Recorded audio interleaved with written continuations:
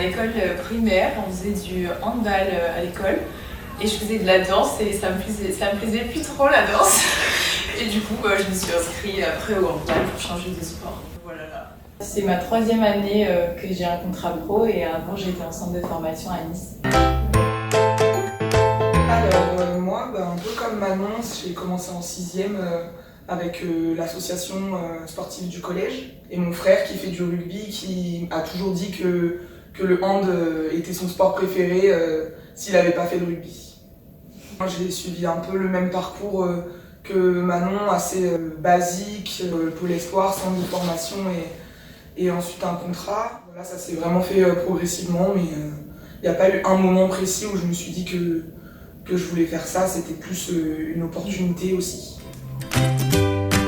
Et oui, parce que c'était contre La Rochelle, c'était ici à l'Arrêt-Coquet, et c'était du coup contre l'ancien club de Manon. On a gagné ce match, j'étais très stressée.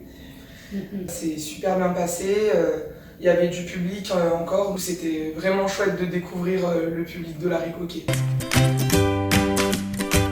Nice, c'était vraiment 4 années super, hyper enrichissantes sur le plan technique handballistique, mais aussi formateur pour moi, quoi. Je suis arrivée à Nice, j'avais 18 ans, j'étais loin de ma famille et j'en retiens vraiment que du positif. Et l'année à La Rochelle était un peu plus mitigée, mais c'était quand même une chouette année, hein, il y a du positif. Mon précédent club, c'était Saint-Amand-les-Eaux dans le nord de la France. Où j'y ai passé 2 années en centre de formation.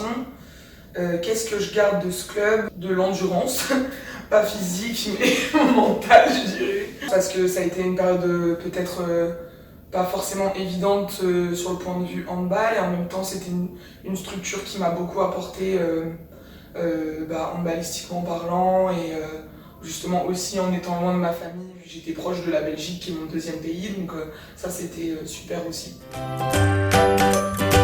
C'était contre la Stella Saint-Maur où on a gagné à la dernière seconde après le penalty. Là, c'était vraiment fort en émotion dans l'équipe. Hein. On est monté hyper haut quoi, et on a vraiment apprécié cette victoire. Je dirais aussi que c'est le match de la Stella, le match retour de la Stella ici à Arrêt-Coquet. Vu qu'au match aller, on avait un sentiment un peu d'injustice, qu'on avait perdu à la dernière seconde sur un penalty. Et là, la belle histoire, c'est qu'on gagne à la dernière seconde grâce à un penalty arrêté. Donc c'est vraiment super fort en émotion. Une bonne boulette que j'avais faite, c'est après avoir fait un arrêt, j'avais relancé. Seulement le défenseur était resté collé à la zone, il avait mis les bras. Je l'avais relancé dessus et j'avais pris le but derrière. Je vais citer une boulette qui s'est passée cette année en match amical avec Sabrina Betzer. En fait, manque de compréhension entre elle et moi. Et elle pense me redonner la balle dans la zone et en fait elle met un peu trop fort et moi je suis en train d'avancer, je suis en mouvement et du coup elle balance la balle et elle réussit à me marquer un but donc contre notre camp. Et on s'est regardés toutes les deux et on a eu un grand moment de solitude à deux. Montagne russe. Sûr, j'étais sûre. On est capable du meilleur comme du pire.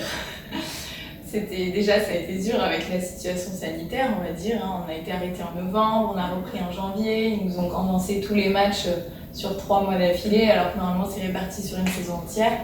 Il y a des matchs où on peut être très bonne et des matchs où on peut être beaucoup en difficulté. Ça prend beaucoup d'énergie de devoir toujours se remobiliser, se reconcentrer, retravailler. Parce que c'était si fort en émotion, c'était vraiment intense en fait. Ça fait qu'1 an que je suis là, même pas, et j'ai l'impression que ça fait déjà une dizaine d'années presque, tellement il s'est passé des rebondissements. Mais c'est aussi pour ça qu'on fait du sport et c'est un condensé d'émotions et là, cette année, c'en est un bel échantillon. Dynamique, joie, on se marre quand même. Hein. Famille et acharné. Famille parce qu'on est tout un peu loin de nos familles respectives et ici je trouve ce qu'on réussit à créer avec ce groupe là c'est aussi des liens qui se créent qui sont pas que professionnels ou handballistiques. Donc ça je trouve ça assez précieux dans ce collectif. Acharné parce que justement on n'a pas été épargnés cette année et que je pense qu'on a toujours les mêmes attentes, les mêmes espérances, la même rigueur si ce n'est plus qu'au début, parce qu'on n'a pas été épargné cette saison. Moi, j'aimerais bien monter mon entreprise par la suite, mais ça sera dans quelques années. Là, je suis en formation éducateur jeunes enfants. Ouais, je suis en L3, Histoire et Sciences politiques. J'ai un peu de mal à trouver mon projet professionnel. Je change un peu toutes les 2 semaines, j'arrive à l'entraînement, j'ai un nouveau projet pro. J'espère juste trouver quelque chose où je serai autant épanouie que dans le handball.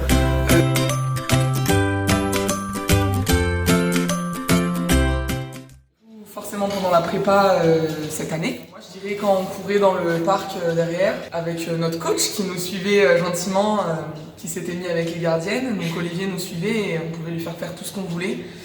Et du coup on lui a fait faire pas mal de roulades dans l'herbe, des choses comme ça. Donc moi c'était ça. Voilà, on rigolait bien parce qu'on mettait un peu la misère à notre coach adoré. On revenait de courir et Lily elle était sur le vélo et elle avait chaud. Elle a enlevé son t-shirt, elle s'est retrouvée en brassière sur son vélo comme ça et elle venait d'arriver, nous on la regardait, qu'est-ce qu'elle fait? Ah, différemment. Ouais. Différemment, ouais. Je trouve que là-dessus on a toutes les deux pour le coup. Toi tu l'as plus sincèrement on va dire, alors que moi c'est plus en apparence peut-être. Ouais, mais quand on discute, quand c'est un peu chaud patate, quoi, quand on discute, on arrive quand même à souvent, voilà, pas de panique, c'est bon, on reprend nos objectifs, on reprend notre base et c'est reparti. D'ailleurs, on utilise souvent ces termes-là, tête froide, tout ça, au temps mort. Ce qui est sûr, c'est qu'on se l'apporte l'une à l'autre pendant le match, ça c'est sûr et certain.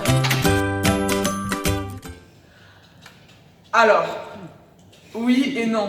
Il n'y a pas eu trop d'occasions que je de montrer que je sois mauvaise perdante, vu qu'on a souvent gagné la team bleue.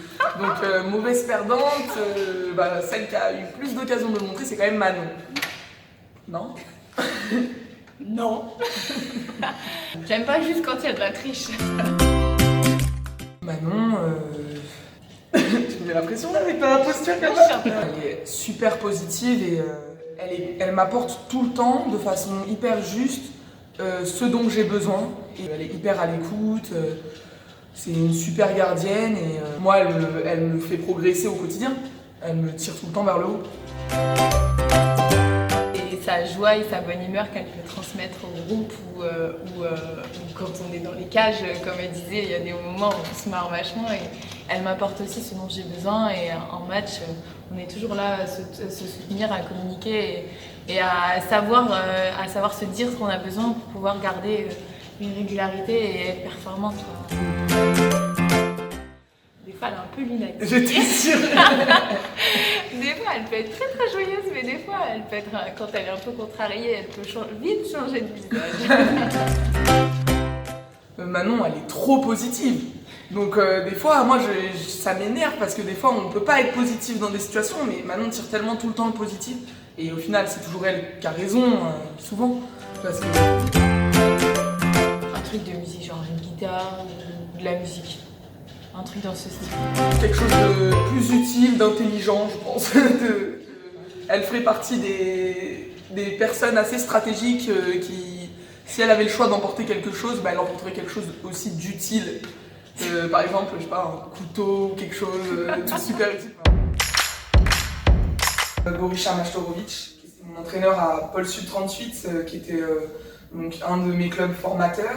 Il m'a complètement marqué et il m'a changé ma vision du handball. Et l'élan qu'il m'a donné, ça m'a donné beaucoup de force et ça m'a beaucoup guidé pour les années qui ont suivi et encore aujourd'hui ça me suit.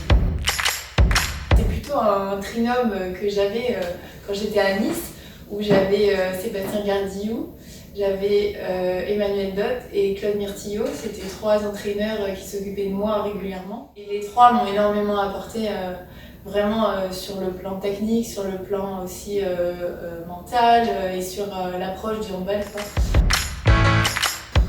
Sans hésitation, mes frères, mes 2 grands frères qui sont mes 2 exemples dans le sport et dans la vie. Ils font du rugby, ils ont commencé dans un petit club et après ils ont été en centre de formation à Grenoble, donc ma ville natale, et donc ils ont connu aussi des structures de haut niveau et tout ça. Ils sont passés avant moi dans ce milieu qui est le sport professionnel et de haut niveau J'ai un peu marché dans leurs pas quand même.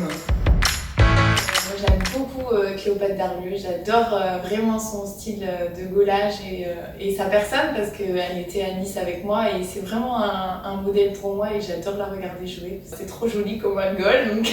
Et mon modèle dans la vie, bon, je dirais ma famille, c'est vraiment mon moteur au quotidien pour toujours trouver l'énergie là où il faut et garder du positivisme tout le temps. Qu'est-ce qui m'inspire en ce moment Moi, tu peux dire. Ouais, il y est rangé. Je suis beaucoup en réflexion sur, je disais tout à l'heure, mon avenir professionnel, sur le fait qu'on peut de plus en plus devenir entrepreneur nous-mêmes et on peut créer plein de choses et pouvoir créer la qualité de vie dont on veut et arrêter le métro boulot dodo au quotidien. J'ai vraiment envie de profiter de la vie donc je suis plus dans cette inspiration là en ce moment. Tout ce qui se passe en ce moment, je trouve le mouvement féministe global de ces dernières années, je trouve que c'est quelque chose qui m'inspire énormément parce que je trouve qu'il se passe des choses dans le monde. Je sais que ça va continuer et je trouve que c'est hyper enrichissant de voir plein de femmes et d'avoir de plus en plus de modèles femmes qui s'assument. Les chances sont les mêmes et qu'on se batte pour ça. Je trouve ça normal mais hyper puissant quand même. Pas grand chose. Le petit déj. En vérité, pas grand chose. Je suis vraiment une lève tard. Ça n'est pas les cours, très honnêtement. Le handball en vérité. Hein. Le handball cette saison, de savoir aussi que je vais retrouver mes coéquipières, tout ce qu'on vit cette saison, comme j'ai dit plus tôt, c'est tellement intense, tellement riche en émotions. Dans nos rapports, c'est hyper riche et ça, bah ouais, ça donne envie de se lever le matin. Le petit déj. Créer ce que j'ai envie de créer dans ma vie pour pouvoir avoir la qualité de vie et le confort de vie que je souhaite. Donc c'est mes motivations et mes objectifs personnels, on va dire, qui me font me lever le matin, quoi. Peut-être des paroles d'une musique, je sais pas, peut-être des paroles voilà, d'une chanson de Bob Marley, peut-être, je sais pas, un truc assez cool comme ça. Pour la personne qui ouvrirait la bouteille, de toujours rester positif et de toujours relativiser parce que dans chaque situation, il y a toujours des solutions. La vie, elle est faite de plein de rebondissements, mais qu'on peut toujours en sortir du positif et qu'il faut toujours s'accrocher. Plage. Montagne. Basket. Basket.